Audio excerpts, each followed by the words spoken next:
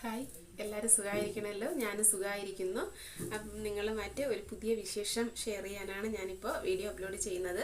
ഞങ്ങളുടെ നാട്ടിലുള്ള ഒരു ഫേമസ് ആയിട്ടുള്ള അമ്പലമാണ് കാളിമല എന്ന് പറയുന്ന ക്ഷേത്രം. കാളിമലയിൽ ഉത്സവം നടക്കുകയാണ്. അപ്പം 23-ാം തീയതി, ഏപ്രിൽ 23-ാം തീയതിയാണ് അവിടുത്തെ പൊങ്കാല മഹോത്സവം.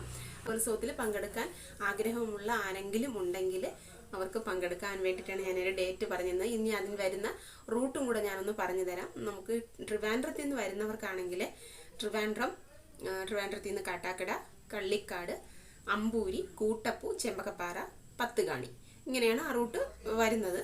പത്തുകാണി വരെയാണ് അന്ന് ബസ്സൊക്കെ സ്റ്റേ ചെയ്യത്തുള്ളൂ. ഏത് വാഹനങ്ങളായാലും പത്തുകാണി വരെ ഉണ്ടാവുള്ളൂ. പിന്നെ മുകളിലോട്ട് നമ്മൾ നടന്നിട്ടാണ് കയറി പോകുന്നത്.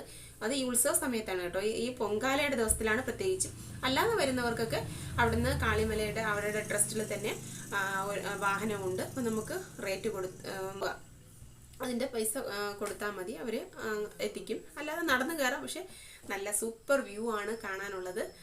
സമുദ്രനിരപ്പിൽ നിന്നും ഏകദേശം 3000 അടി ഉയരത്തിലാണ് ഈ അമ്പലം സ്ഥിതി ചെയ്യുന്നത്.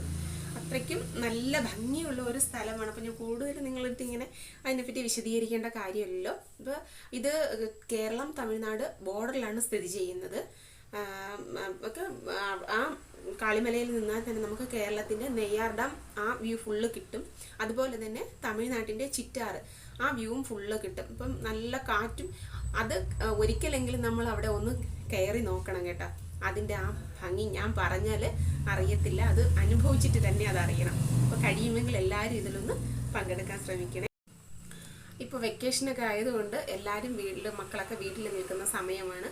അപ്പം എല്ലാവർക്കും അതൊരു സന്തോഷമുള്ള കാര്യമായിരിക്കും ഇങ്ങനെ ഈ ട്രിപ്പ് പോകുന്നത്. അപ്പോൾ ഇത് അനുഭവിച്ചാൽ തന്നെയാണ് ആ ട്രിപ്പിൻ്റെ ആ സന്തോഷം നമുക്ക് മനസ്സിലാവുള്ളൂ. അപ്പം പറഞ്ഞറിയിക്കാൻ വാക്കുകൾ എനിക്ക് കുറവാണ്. അപ്പോൾ എല്ലാവർക്കും അവിടെ വരാൻ ഒന്ന് കഴിയട്ടെ എന്ന് ഞാൻ അതിയായ എനിക്കും കൂടെ ആഗ്രഹമുണ്ട്. കാരണം നമ്മളെ നാടാണ്. നാട്ടിൽ വന്ന് നമ്മുടെ നാട്ടിൻ്റെ ഈ പ്രകൃതി സൗന്ദര്യം എല്ലാവർക്കും ഒന്ന് കാണാനും അനുഭവിക്കാനുമുള്ള ഭാഗ്യം ഉണ്ടാവട്ടെ എന്ന് ഞാൻ ആത്മാർത്ഥമായി പ്രാർത്ഥിക്കുന്നു. അപ്പം തീർച്ചയായിട്ടും എല്ലാവരും വരണം, വന്ന് ഞങ്ങളുടെ നാടിൻ്റെ പ്രകൃതി ഭംഗിയൊക്കെ ഒന്ന് ആസ്വദിക്കണം കേട്ടോ. Okay, bye bye.